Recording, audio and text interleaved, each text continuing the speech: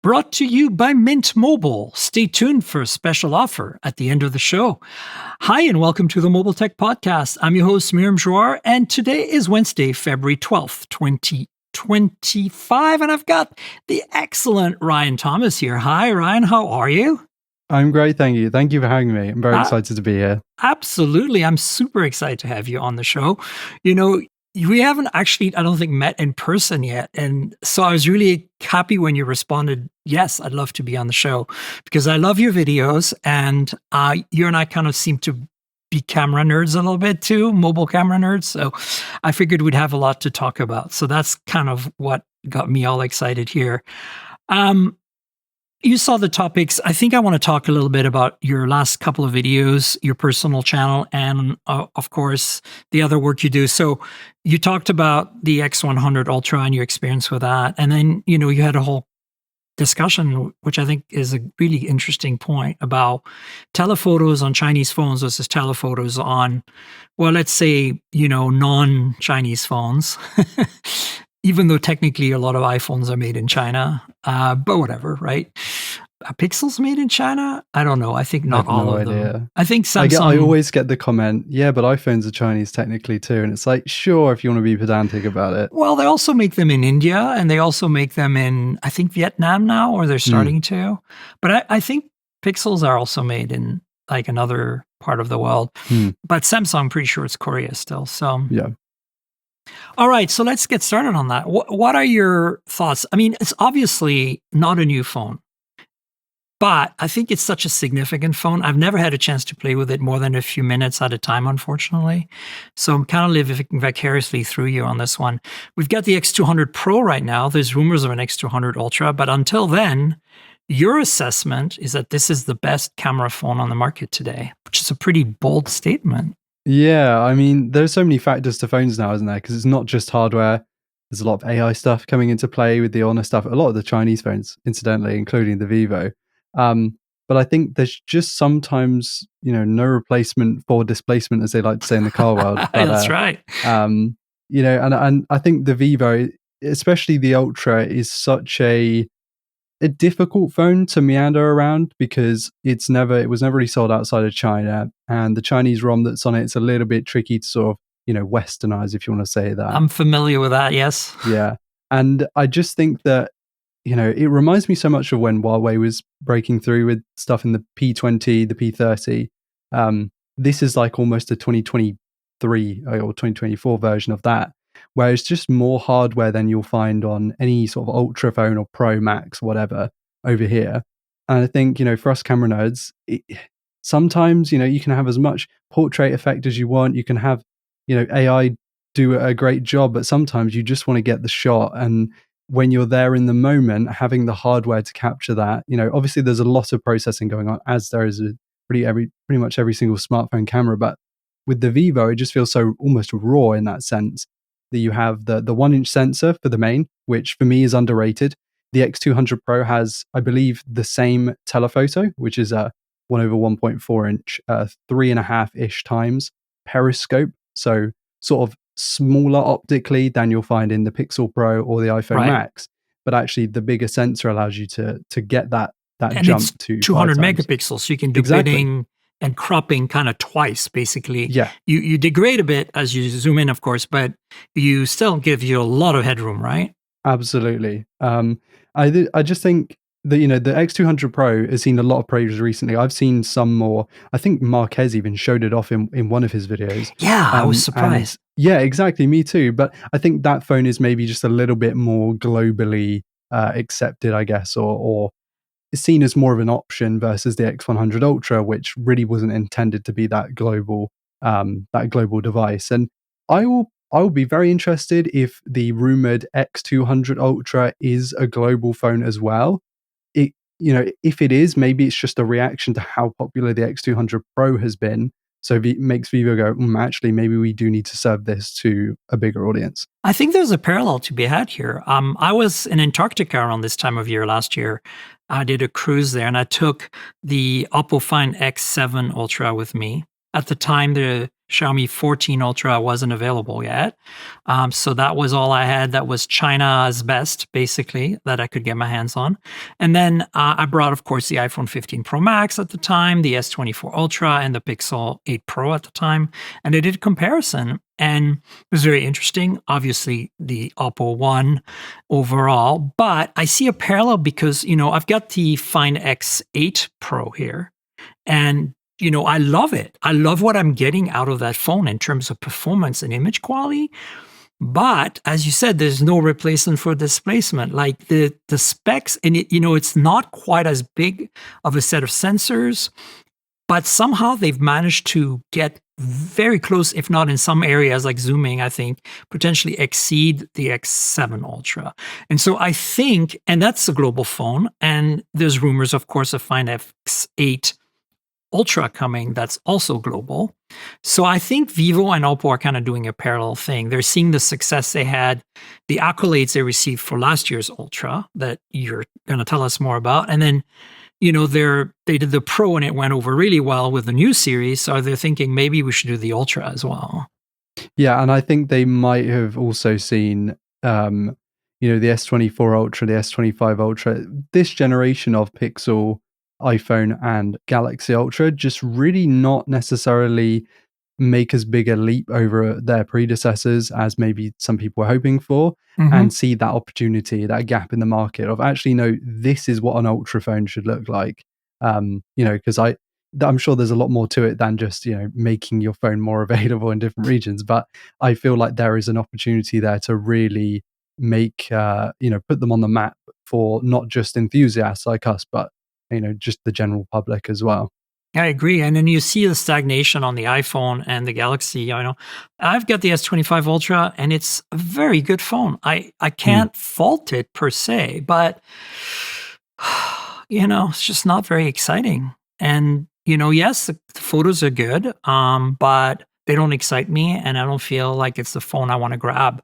Right now, I think for me, it's of the phones I have, since I don't have the Vivos, it's a toss between the Find X8 Pro and the Xiaomi 14 Ultra from last year, since I don't have the 15 Ultra yet, obviously. So I'm if I had to pick one, I know there's others. There's like the Pura phones from Huawei that I've not managed to get my hands on at all. I don't know if you have any seat time with them. I've tried one out, but I haven't been able to sort of do a proper review of one. Yeah. And it's a similar situation in that they're not meant to be. They're not the same kind of Huawei that the Huawei was in its prime. If you get what I'm saying, it's not the same kind of energy going there. It's still pretty interesting what they're doing, though, and I considering the restrictions they have, I'm kind of actually impressed with. They're still one of the few that's putting RYYB and variable aperture even on mid-rangers like the Nova phones, which is kind of interesting. And speaking of displacement again, but the other thing is you've obviously played with the Find X8 Pro. Like, how would you rate that? Say compared to, and the Find X7 Ultra as well, I presume. Yeah. So how would you kind of put them on a scale? If I mean, to me, they're all really high up there, right? But like, which one do you prefer for what? Because I think that's what it boils down to, right? Like, if you look at, you're comparing like last year's 14 Ultra from Xiaomi with the Oppo Find X7 Ultra, it's like, well, I like the variable aperture on the 1-inch sensor versus not having it on the Oppo. But for telephoto, I kind of felt like the Oppo had the edge, right? And I think that the X8 Pro is actually even somewhat, in some ways, more impressive, possibly because of what you discussed in your video, which is this AI zoom, which is a little iffy, right? Like sometimes you'll zoom on some text and the text becomes less clear, but the rest of it is clearer. And you're like, yeah, it can't understand what it's magnifying, so it does gibberish on it.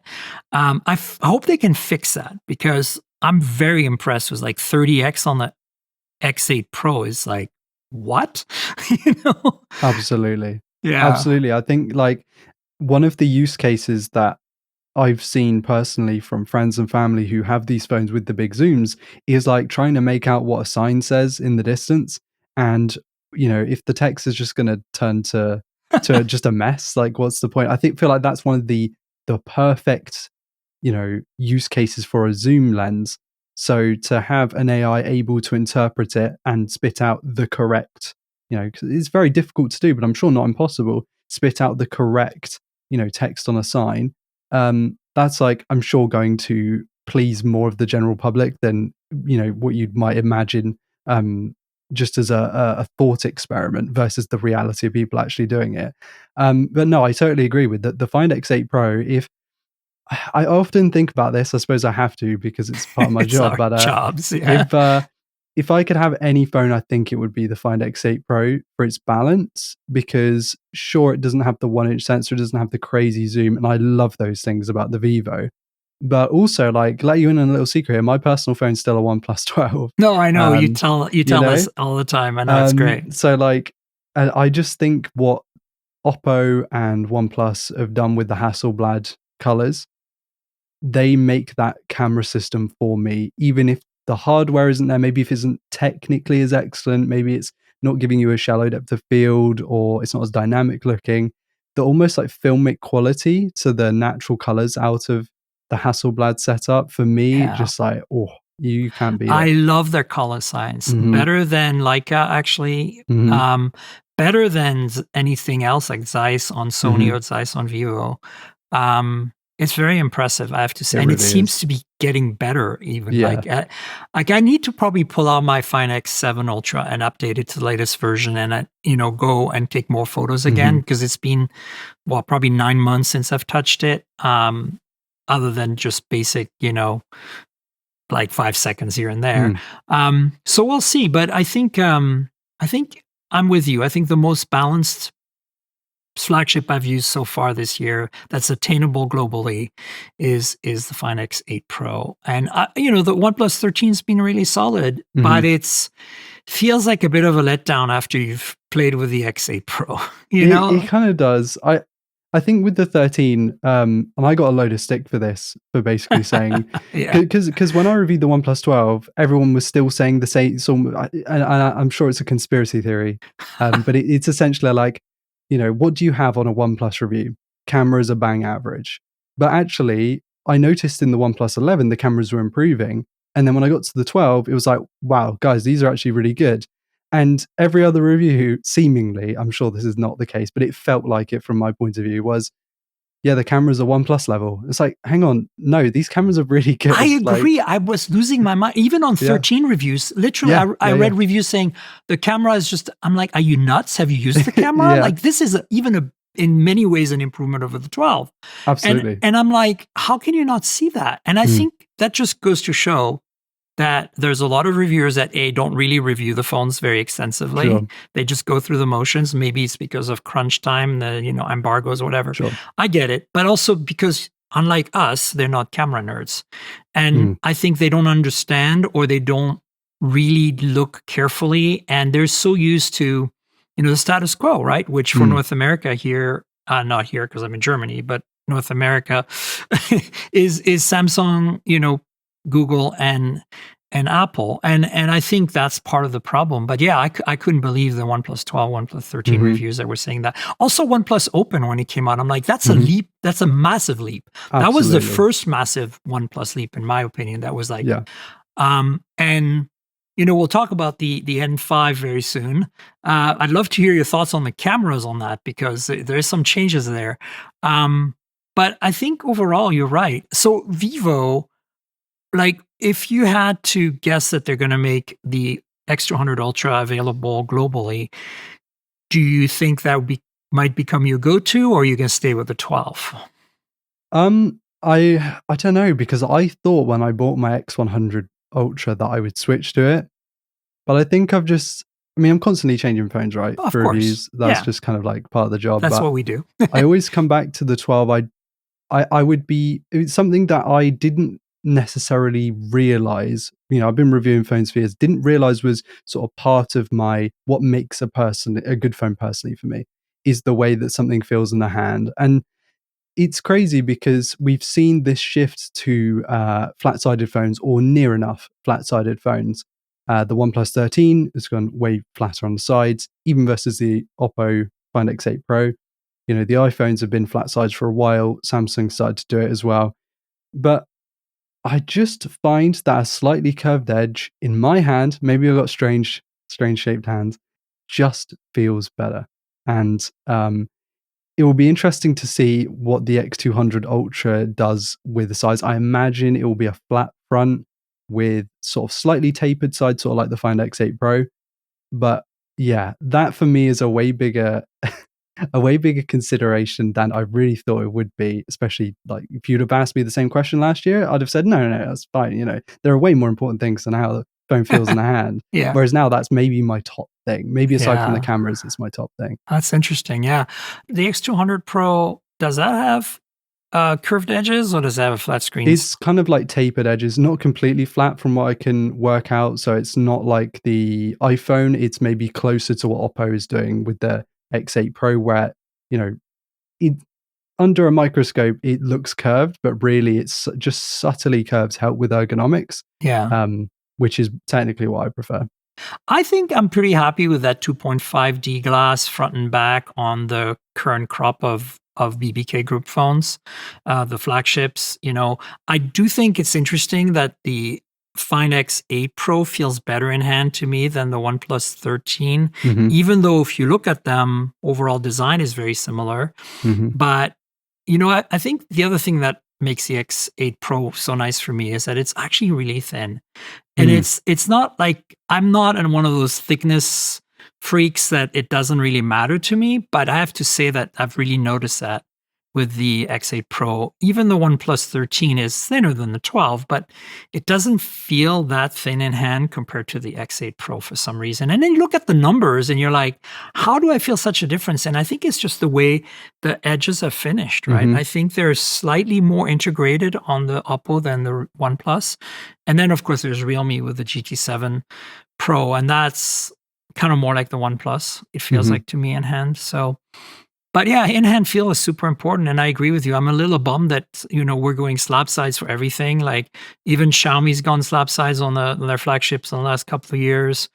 It's just so boring, you know? Well, it's also like our hands aren't shaped like that. There's a No. reason that we moved away from flat sides in the first place because they're not ergonomic. They look cool. Like, I cannot deny that when I see a render of like a Pixel 9 Pro or whatever, it looks a certain way. I'd really like it. But when you hold it in the hand, and maybe the Pixel 9 Pro is a bad example because it being the smaller model, and the Feels same with pretty the iPhone great. 16 Yeah. Pro, it does feel better. But the bigger ones, the Maxes, the XL, Ultras, yeah. it's just not, you just, yeah, I mean, they can't really make a different shaped phone. It just wouldn't fit in the lineup if they made two different shapes of technically the same family of phone. But no, I agree with you. The same with the OnePlus 13. I had quite a few comments on that video when that came out, and I said, yeah, this just doesn't feel great in the hand. And everyone was like, yeah, but it's thinner.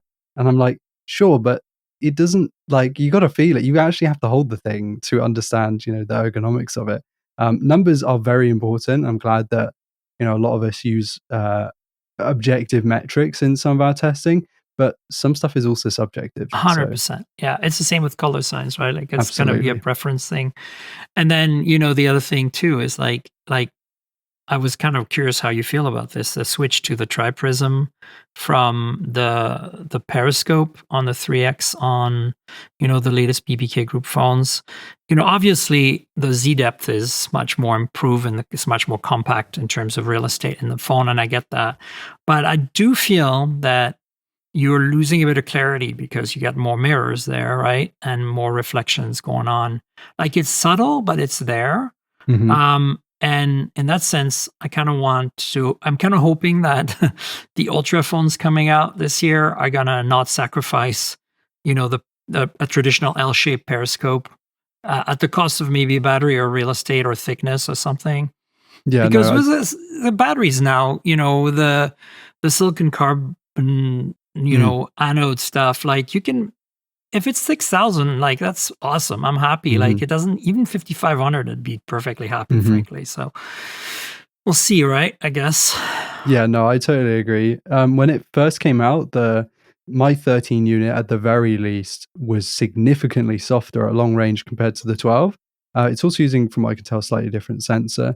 But there have been some significant updates to the 13, It's true. and I need to do an objective comparison once again because the 13 camera just seems to kick out more, not realistic, maybe reliably sharp long range photos for me. And Okay. maybe it's doing something in processing there that it wasn't doing when they first released the phone, because there have been a couple of camera updates. There was also an issue with Ultra HD 4K 60 jitter, which has since been patched as Yeah. well. And yeah, I want to take another look at that, because it's just such a, I get what you're saying. You kind of, you're gaining that extra space by having the smaller sort of package.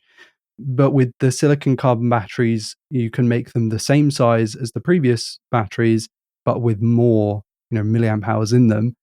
Then you don't need that extra space. If you get where I'm coming from, you can Yeah. afford to put a traditional prism telephoto in there and still have a massive battery. So yeah, it's going to really depend on what they can do in software to compensate.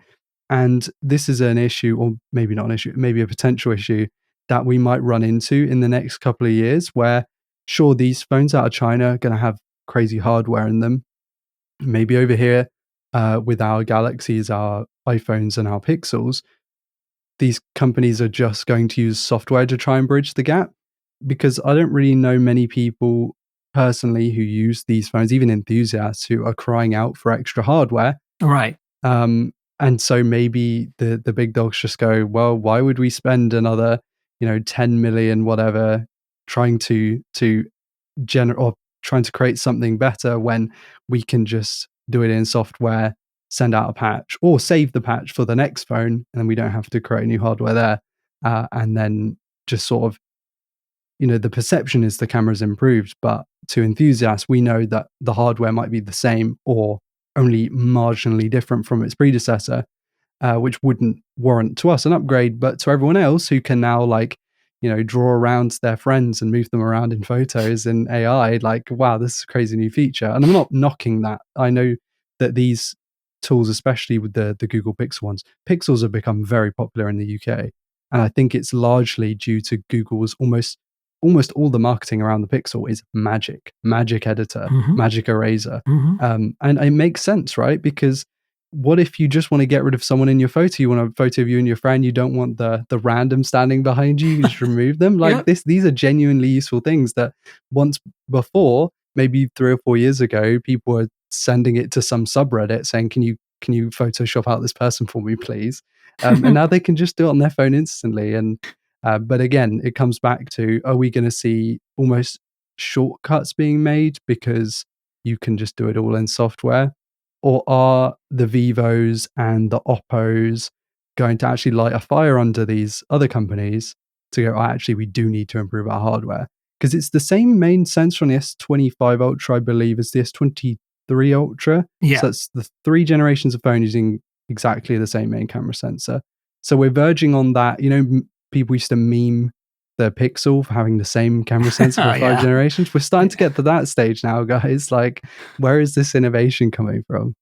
I think you make a valid point. I think the last time we really saw a Chinese company push Samsung, at least, and then eventually Apple followed suit, was when the P40 Pro Plus, right? Huawei, with the dual periscope telephotos or dual telephotos. I think one was periscope, one wasn't. And, we saw that with the S22 Ultra or 21 Ultra. 21 Ultra that had the dual telephoto.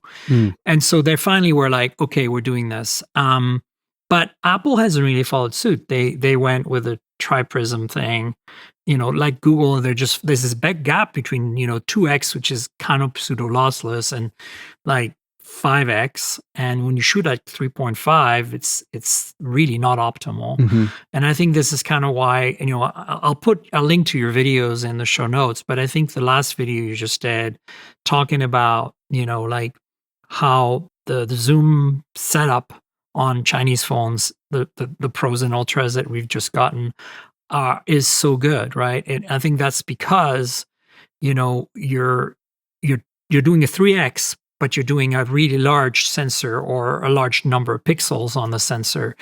In the case of the X100 Ultra there, it's 200 megapixel, and it pays off. Like, you can really see it, and it gives you a nice continuous zoom ability, right? And you don't lose that magic. You say you shoot mostly at 3x, I shoot mostly at 2x. And so, yeah, you don't, even at 2x, you lose some, but it's not terrible.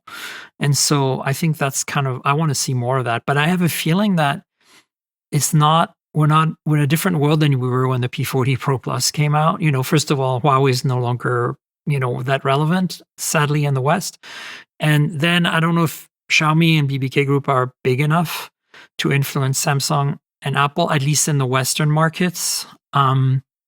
It's kind of crazy to me, honestly, that Google, as you said, they're popular in the UK. They're doing great in Japan. They're doing okay in the US, actually, better than ever. And it's actually kind of surprising. I always joke I'm a pixel hostage, like that's my main phone always because, well, it works well in the West, especially in North America. And I love the Pixel software. And I kind of feel like I have Stockholm syndrome because of it, because the hardware is really not that great. Like Tensor is kind of crap. But at the same time, the latest cameras, at least starting with the 6 Pro, have been solid. They're fine. Like they're not the crappy hardware that they had when they had that 5th generation of 12 megapixel OIS main sensors, right? But at the same time, it's not what you're talking about we're seeing on these Chinese phones. So I kind of feel like I'm trapped in pixel land for my daily driver, but at the same time, I'm always carrying more than one phone, so it doesn't really matter, right, too much if I really want to.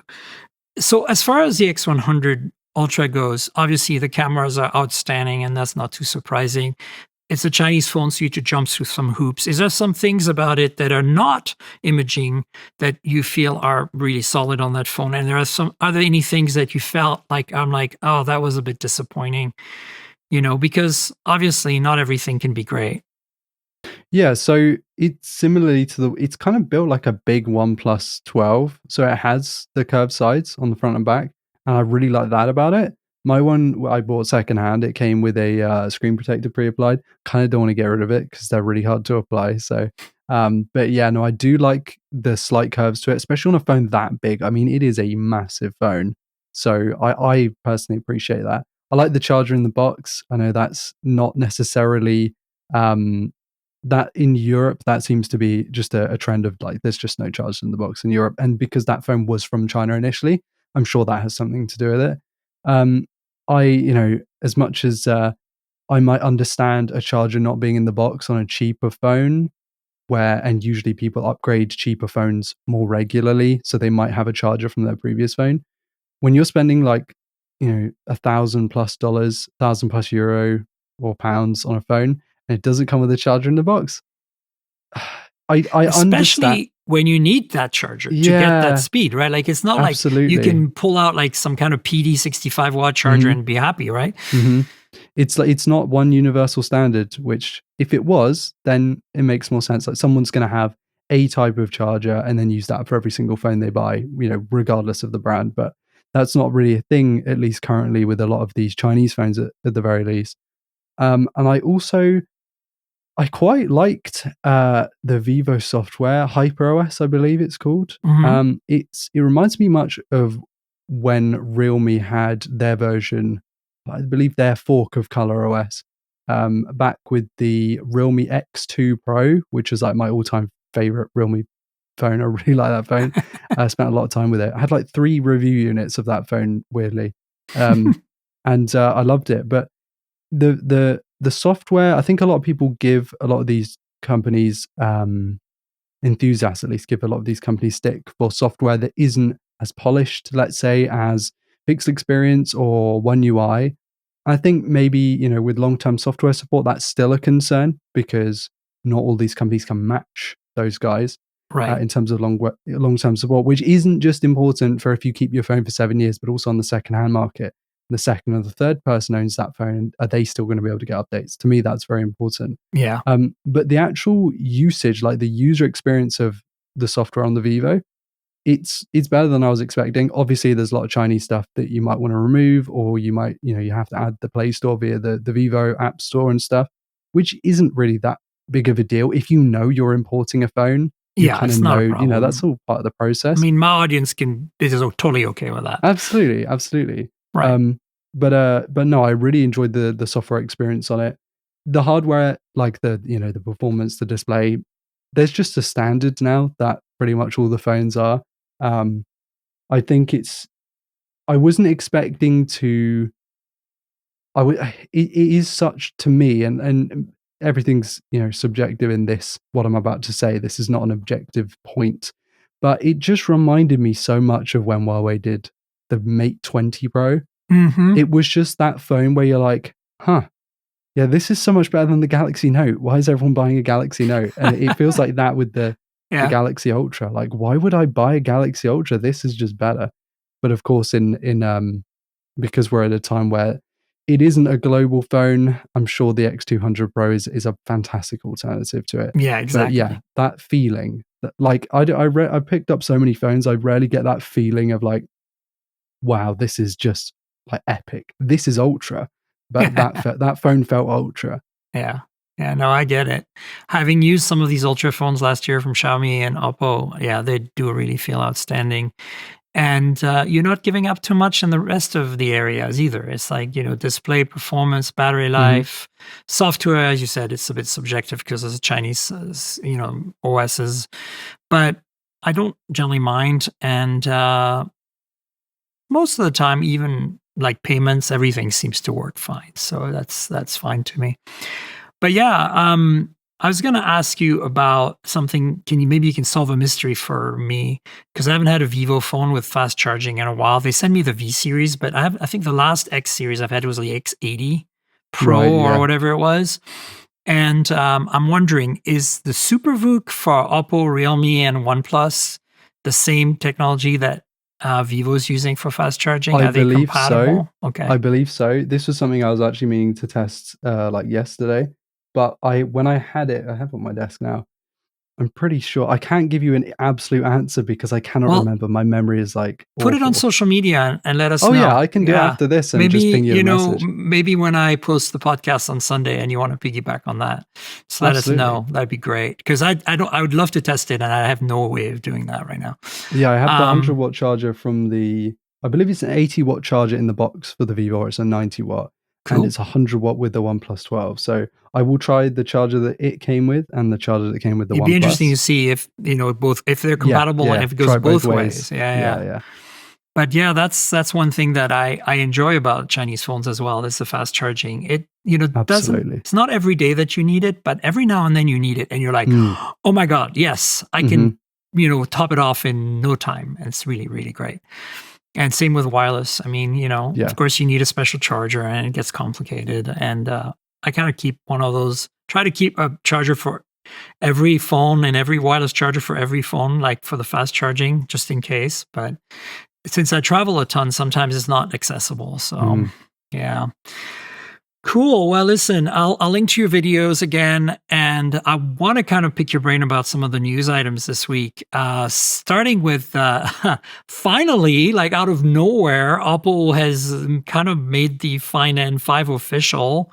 Mine is actually sitting at a DHL depot in San Francisco right now for when I get back on Friday. So by the time the audience is listening to this, I'll have it in my hands. I'll try to post some photos. We're allowed to post some photos. I'm super excited about that phone simply because I love the OnePlus Open so much, and I used it for almost an entire year. But also, well, having played with the Magic V3, which was so thin, I kind of thought that was cool. Like, I don't need it to be that thin, but yeah, it's very impressive. But, and this is not fact, folks, but there are rumors that the cameras are a little downgraded in some areas. Rumors of an 8-megapixel ultra-wide, for example, which I'm like, oh, come on. Couldn't you just give us 350 megapixels? How do you feel about that, if that's true, which we don't know right now? Yeah, I mean, if that is the case, it does feel a little bit, I mean, it's underwhelming, right? But also I feel like it's a very difficult, foldable tech in general is very difficult because you are making phones for an extremely small percentage of people, if you really think about it. And how many of these people are going to be the same, camera enthusiasts? How many people are actually going to open that ultra wide? That it baffles me how many people I've met who they've gone to take a photo. Say we're all together in a restaurant setting or whatever, and I go, "Oh, you can pinch out to get more people in the shot," and they're like, "What? I didn't realize my phone could do that." And some of these are techie people, by the way. Wow. So how many, you start segmenting the amount of people who know what an ultra wide is and then are also using foldables, and then like it's got to be really difficult to balance those things to justify building foldables in the first place. Because it's not like when you build a hybrid as a car manufacturer and you can just write it off as tax or whatever. Right. You need to really think about this, and there are real implications if you spend hundreds of millions whatever developing a phone and then it just doesn't sell. Like I feel for the companies that may need to make these tough decisions, but if they're just doing it to cut costs and for absolutely no other reason, um, that's a really that's a difficult thing to justify.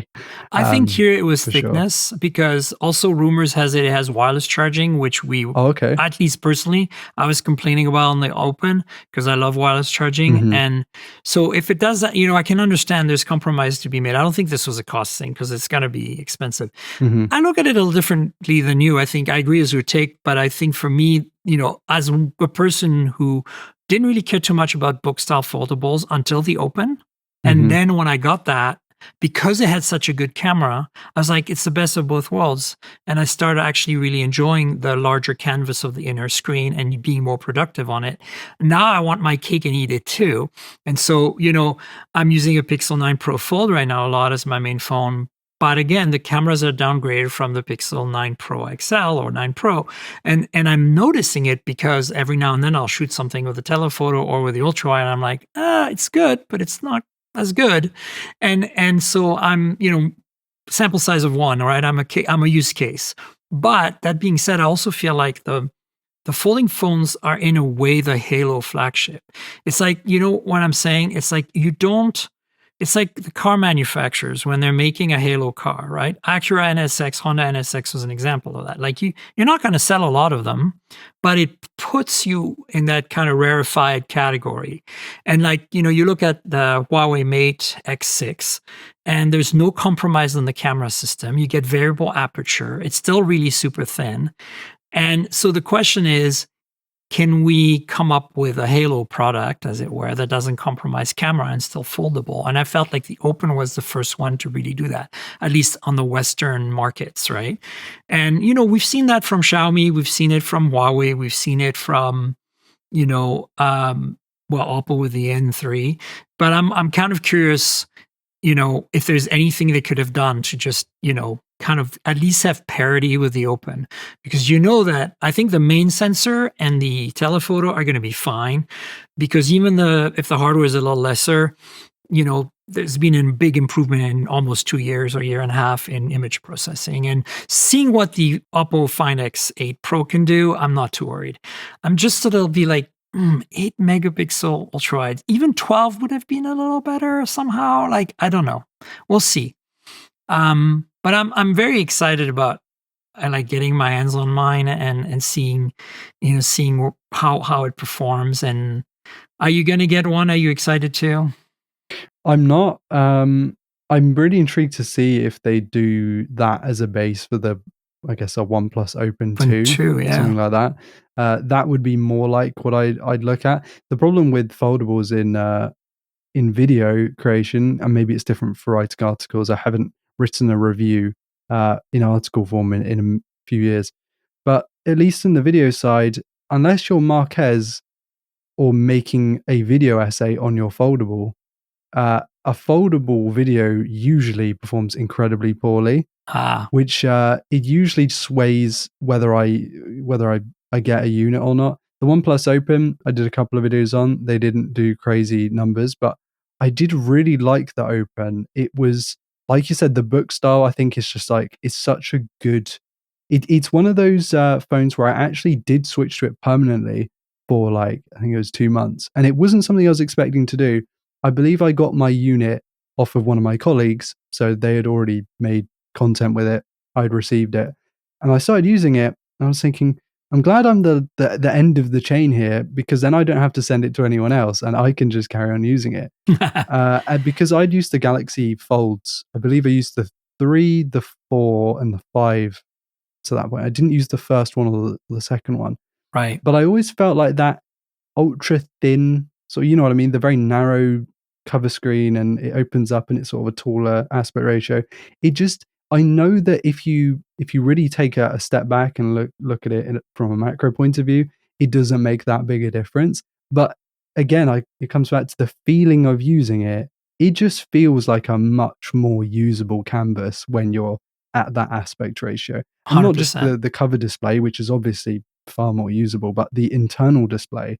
And yeah, that's the one and only foldable, the OnePlus Open, that I really committed to using and enjoyed. So I really hope they do make a OnePlus Open 2 and use this as the base.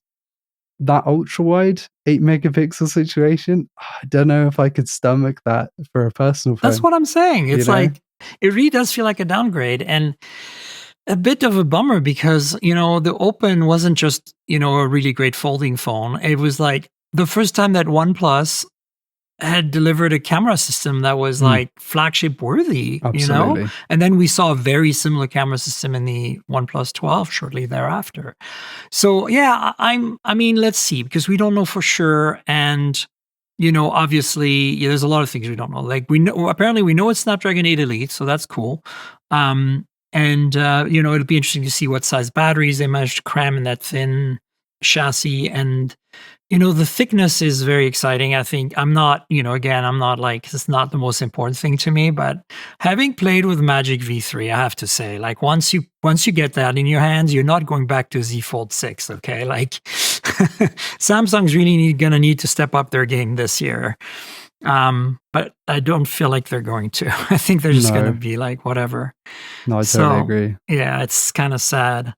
The next bit of news we have is kind of related. There's strong rumors of an Oppo Find X8 Mini that would not be too different from the Find X8, but the Find X8 already has a small 6.3 something inch screen. So this is also supposed to have a 6.3 inch screen and triple 50 megapixel rear camera. So I'm puzzled. Like, what's different? Is it a different processor? Like, or like maybe a downgraded screen? Like, I don't. What's mini about it? It doesn't seem to make much sense. It doesn't, right? But then maybe is it going to be considerably lighter? Are they going to use different build materials and try and do, trying to do something that makes it a little bit more palatable to people who don't buy flagship phones? Is it going to be considerably cheaper as a result?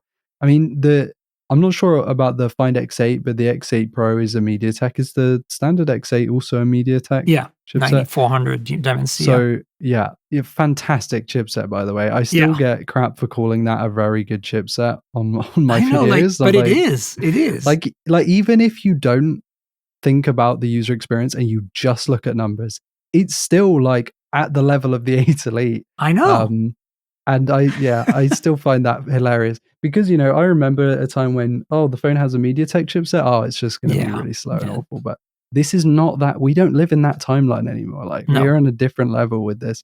So I don't see if they're not, I mean, maybe they're using a worse chipset, but I don't see that being a possibility because it's still an X8. There are actually rumors that this might be an 8 Elite version. Really? Yeah, which is weird, because maybe not. Maybe it's like they have a new chip coming that is like a 7 gen of some kind, 7 Elite or something that we don't know about yet. Who knows? Like I don't know. I mean, let's see how it pans out. But it's a weird rumor, and it's still a rumor that could happen. So I'm, I actually keep track of what Oppo is up to. And related to that, we have OnePlus just out of nowhere said, hey, we have a Watch 3 coming on February 18th. And then they posted a couple of pictures of it. And I'm like, what? I mean, it does track because they launched a Watch 2 last year at MWC. I'll be there in Barcelona in a couple of weeks.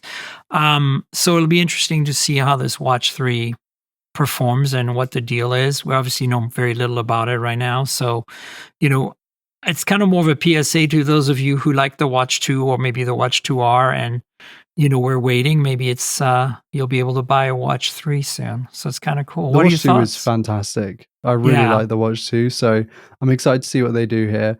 It seems like one of the big areas of improvement for wearables this last year has been battery life. Mm-hmm. And I said in my silicon carbide battery video, if you can get that big enough improvement in a phone battery, imagine like the compute difference plus the silicon carbide battery in a wearable.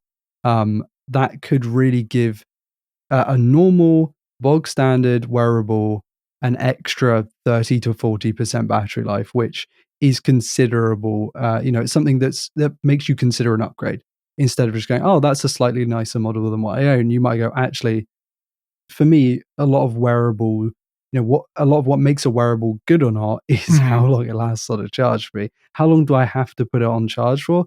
And how long is it going to take to charge? And so I think, the OnePlus Watch 2 battery life was fantastic. Yeah, it really If was. if they can improve on that even still, like, we could be in for a good time. I also want to point out on your podcast right now, I'm not a OnePlus fanboy as much as I like talking about OnePlus. I'm a fanboy to no company, but they're making good stuff at the moment. You have to say their stuff Yeah, has been very solid. They had a bit of a renaissance starting with the Open. absolutely. And it's about time, honestly. I've always been a big fan of their stuff. So what else we know? We know this is going to have a titanium bezel and a sapphire crystal glass or face, which is cool. Better than the stainless steel that was on the Watch 2, but I think the Watch 2 also had sapphire. So let's see. I don't know what the pricing is going to be and stuff. So stay tuned.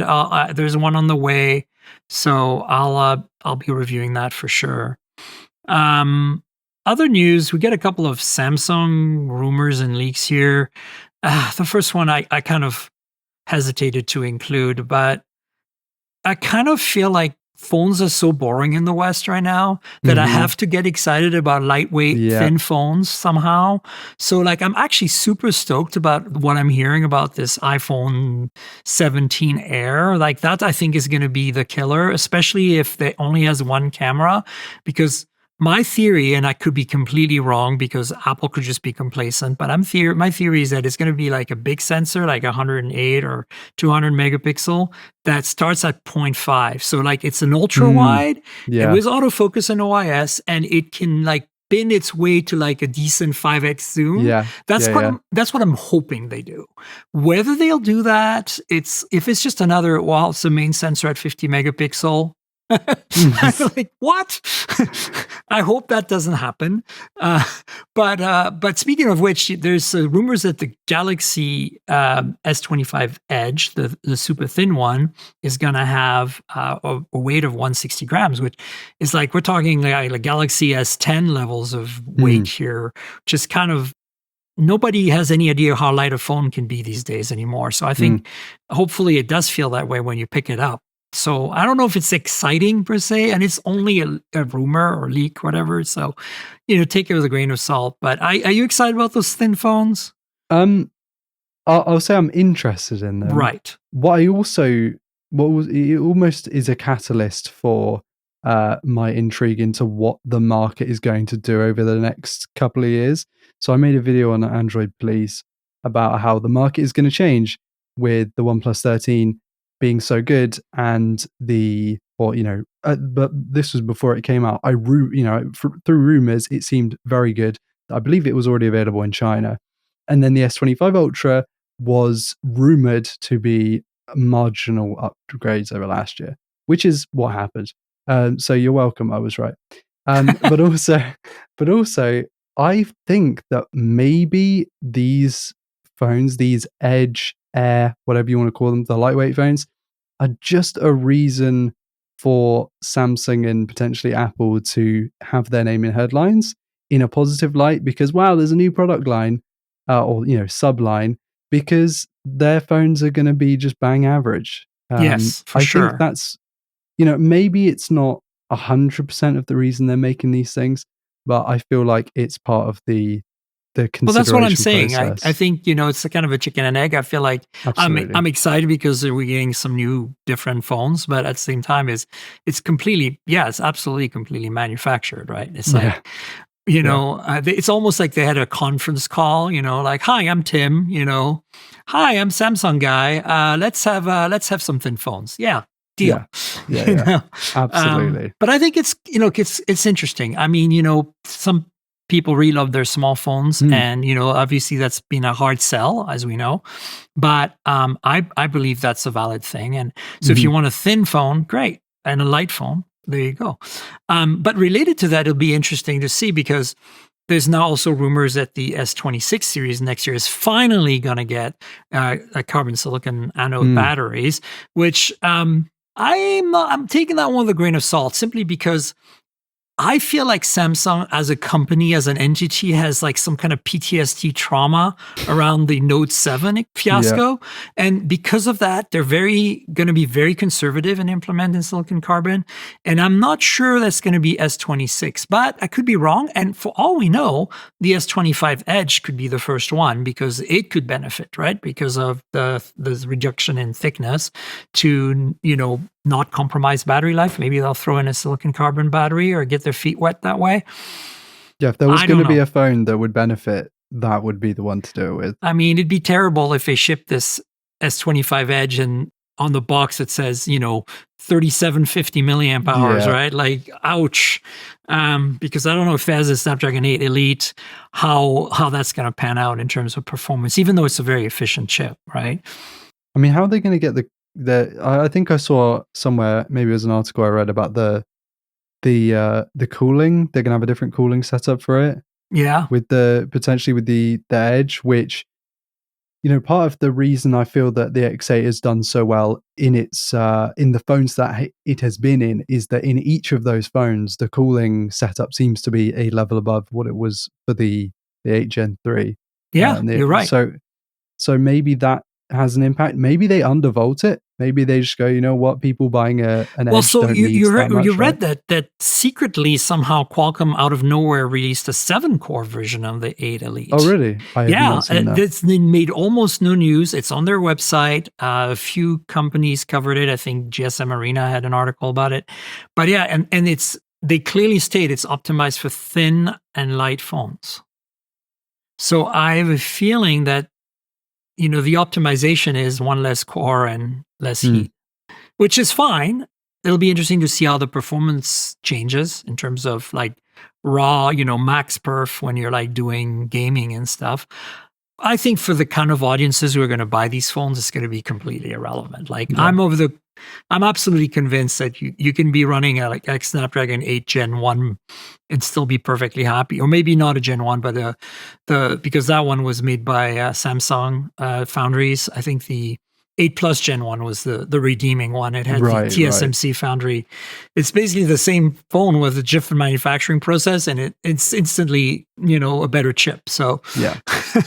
8 Gen 2 is okay. I think the 8 Gen 1 for a lot of people is, you know, it's going to be fine. Yeah, so. Exactly.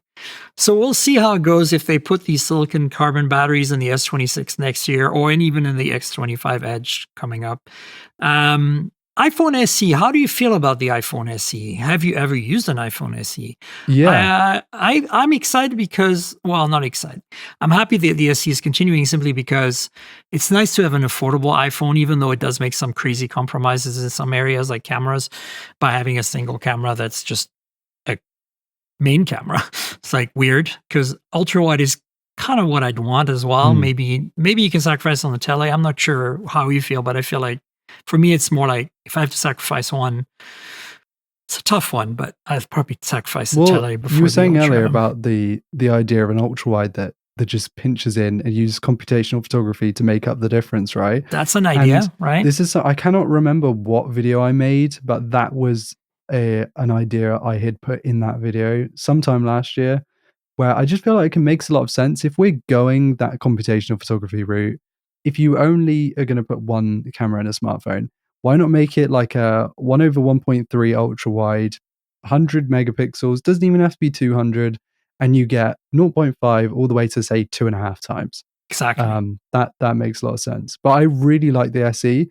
I know a lot of people that use that kind of phone. Yes. So, you know, my mum had an iPhone 8. She switched to, I believe it's a second generation SE. And I imagine in a few years' time, she'll probably end up with something like the 4th or 1st generation SE. And it's just one of those devices that it's not glamorous, it's not exciting, it's not gonna smash the reviews, but it's the people's phone almost. It's just, it's not gonna. A lot of people are still gonna buy the base model regular iPhone, but there's a sizable chunk of people who don't want to spend $700-800 on a phone, but still want the iPhone experience, still like the way that the mail is set up, or like only using the App Store because they have purchases within the Apple App Store, or they take the odd photo every now and then that they want to show their friends and family stuff, but they aren't crazy enthusiastic about it. And yeah, I really like that Apple is still doing an SE. I like that They that didn't phone can it. exists. Exactly. That's why I'm Exactly. excited that they're making another one. And of course, it's going to be a big upgrade in terms of, Mhm. finally having Face ID and an OLED screen and all that stuff. And so there's renders that have leaked. Check them out. Let me know on, in the social media what you guys think of the new design. I think it's cool. And I'm looking forward to that phone. My spouse, who's also my producer, Theo, has had iPhone SEs pretty much the whole time since I think after the 5S or something like that, they went to an SE first gen, then second gen, then third gen, and they'll probably go to this one as well. So kind of an important phone. It's kind of like the Pixel A series, right? It's like you can't go Definitely. wrong with that. There are some compromises, sure, but you can't go wrong.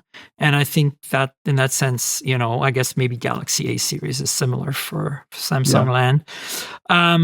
But also, Moto Razr Plus 2025 is leaked. The renders again.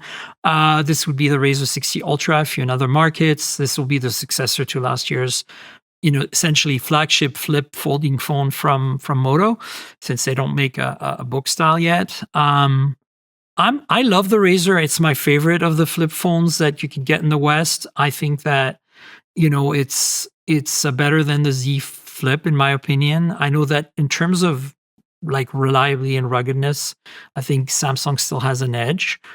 But I feel like in terms of the way it looks and the simplicity of the software experience, and cameras are still a Moto things that needs to be improved. But I think that for its intended audience, the Razr is a solid phone, and I'm looking forward to seeing the new Razr Plus this year, or Razr 60 Ultra. And hopefully they go back to an ultra wide and a main instead of a main and a stupid 2x unstabilized portrait lens that nobody needs. Yeah, and the screens were so good on the previous Razrs. They were always fast. I believe it was 165 on the internal. That's and right, which is 144 like, why do you even need that? Yeah, It's like bragging they rights. did it, and it was great. And the experience, the Motorola, it's frustrating. These are the kind of phones that some people, armchair enthusiasts, will never understand what makes the experience of using a Razr foldable. But when you actually use these things, sure, on paper they're not the same as the Galaxies, but you just feel like this was designed from the ground up, software and hardware, to be a foldable device. And yeah, sure, I really hope they do make a book style. I don't know if they will, just because I guess the Razr brand is, really leveraging its past being a flip phone, right, for it to make a lot of sense in the marketing How material. about a Moto Lenovo co-branded ThinkBook? I would buy that immediately. 100%. Yeah, me too. With the 165 hertz screen, 100% with the software from Moto as well. Brilliant. My spouse actually also, the second phone they have is a Razr Plus 2023. So they wanted the flip, and they're like, I'm gonna suffer through Android to have the flip as my second phone. And I was like, yeah, do it. And they love it. They love it. Absolutely. So the last thing we have for the week is nothing headphones rumors. I would totally not be surprised if that was a thing, because why? It's such a low hanging fruit. The earbuds, slam dunk. Yeah, the earbuds have been phenomenal. They're beautiful, but they also sound incredibly good. And of course, you want to make noise canceling headphones like these Sonys, right? Like, of course, you want to do that, especially with the XM5s, like not exactly smashing what the XM4s were doing. Correct. Like, and the fact that we're getting new Sony headphones soon. Yeah. apparently. Yeah. And so who knows what they're going to do with that. I've never been a fan of Bose for traveling, at least. I have an XM4 pair, as you can see, that I'm wearing right now, but I also have an XM5, and I use the XM5 exclusively in the house, basically, and then the XM4s when I travel. And I have bigger dynamics for the podcast in the studio. But honestly, I'm on board 100%. Like, I love Nothing's products in general, and they're particularly their audio products. And if they do this, I will want one badly. Yeah, I mean, didn't they work with, it was DMS, I believe, on the Yeah. Nothing Ear 2? Yeah. I used the Ear 2. My AirPods Pro first gen died the other day. And there was like a crossover where I owned the Ear 2 for like the 6 months prior. And I still use them. I run with them. I'm on the indoor bike in them. I wear them around the office when I'm shooting B-roll. And I love what DMS did. I used the Ear 1 and didn't love the way they sounded, but I really like how Nothing has that original OnePlus energy that Carl Pei brought. Listen to the community, fantastic. and just fix the stuff that people has to fix. And yeah, I honestly, I don't want to come across as more of a OnePlus fanboy. If they made the headphones, I'm probably going to pre-order those, and I don't tend to pre-order products. But No, yeah, I the agree. Ear 2 was so good that I think I'd have to go for the headphones. And I think their products in general have been, there's something to be said about Carl, right? Like, I think he's got a knack for making great product. And, the OnePlus Nord, the last phone he did for OnePlus, right? The original Nord was such a hit. Like, I felt like, oh my God, like that was like the Pixel A of the OnePlus world. Now I got the Nord 2. I never got the 3 or the 4. But I'm wondering, like, you use these, you've probably had them. Like, are they still as good as they used to be? I haven't used the most recent Nords, but with the Nord one, I just remember distinctly reviewing, I believe it's the 8T, either before or after, just before or just after, and just going, yeah, the Nord does most of this. Like, Right. I don't know why I would buy the 8T, because the 8 and the 8 Pro were phenomenal. The 8T felt like almost a step back, but also felt so close to the Nord. Like, why would I not just buy the Nord? And that blue color was gorgeous as well. I know. I felt like he did such a great job with the Nord that Pete looked at it and went, that's just, we can't make money with this. It's just too good for its price.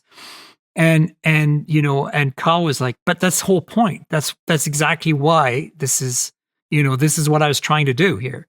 And I think, my theory is that that's how they parted ways, right? Like, they didn't agree on where to go forward from there.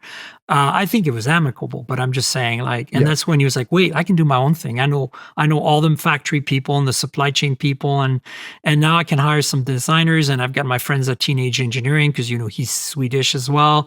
And so it just kind of gelled with Nothing. And I really like the Nothing software on their phones. Like, the phones themselves, I mean, the glyph's great, but I can do without. But I really do feel like their OS experience is really great.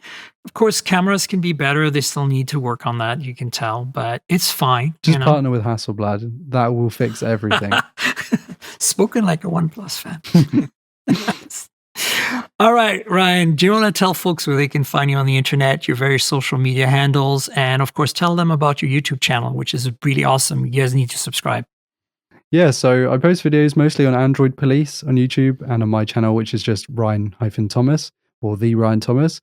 On socials, I'm _Ryan Thomas, although honestly, I don't post too much social media these days.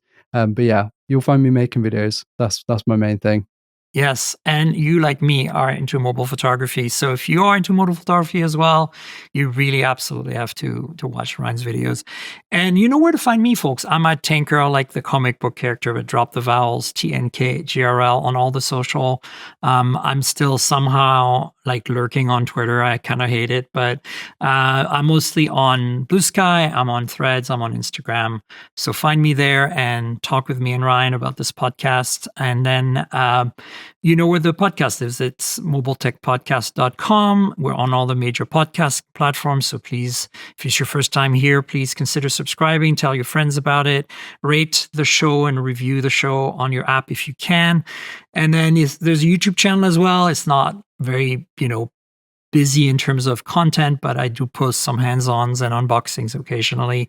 Mobile Tech Podcast is the YouTube channel, of course. And you know how YouTube works. Like, subscribe, tell your friends, click the bell, comment, all that stuff. You can comment about the podcast itself on the videos if you want. I'll respond. And finally, there's a Patreon. If you want to support me, there is a video version of this podcast that's exclusive to my Patreons, at least in the first week. And you get it in advance. You get it about 12 to 24 hours ahead of the audio version, which is free and public. So you get to see us. Sometimes we have devices that we brandish. Sometimes FedEx shows up in the middle of the show, and it's kind of fun. I leave a lot of bloopers and things in there.